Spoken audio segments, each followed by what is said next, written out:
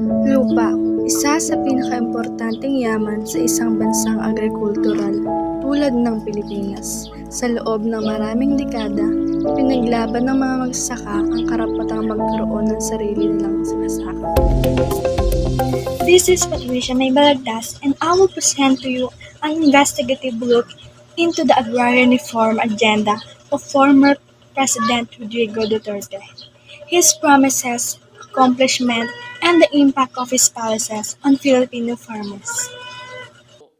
Noong 2016, nang manungkulan si Pangulong Rodrigo Duterte, isa sa kanyang naging pangako ay ang pagtutok sa agrarian reform, ang pagbibigay ng lupa sa mga tunay na nagtatrabaho sa lupa.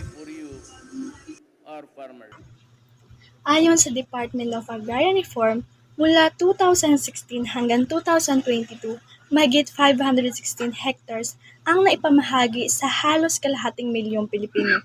Napakalaking bilang. Ngunit sapat ba ang bilang na ito kung kulang naman sa sustento? Sa kabila ng matagumpay na pagpapamahagi, mayroon pa rin mga hinaing ang mga magsasaka, kagaya na lamang nakawalan ng irigasyon. Oo, may lupa na kami. Pero anong gagawin namin kung tuyo ang lupa? Walang patubig. Mahal ang binhi.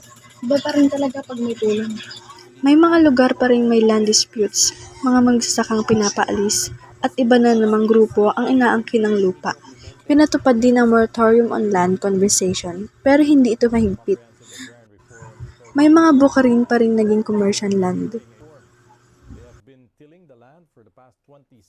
Dahil sa kakulangan ng training, puhunan at makinarya, napipilitan ng ilang magsasaka na ibenta muli ang lupang ibinigay sa kanila.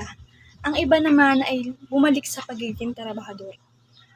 Bilang isang concerned Filipino, nakakalungkot pa rin isipin na kahit may naipamahaging lupa, ay marami pa rin magsasaka ang nananatiling mahirap. Ang agrarian reform ay hindi lamang tungkol sa pagbibigay ng lupa. Ito ay tungkol rin sa pagkalinga at pagpapahalaga ng lupang sinasaka. As Duterte's term ends, his agrarian reform legacy remains mixed. Land was given, but the bigger challenge was keeping it productive, protected, and in the hands of the people who need it the most.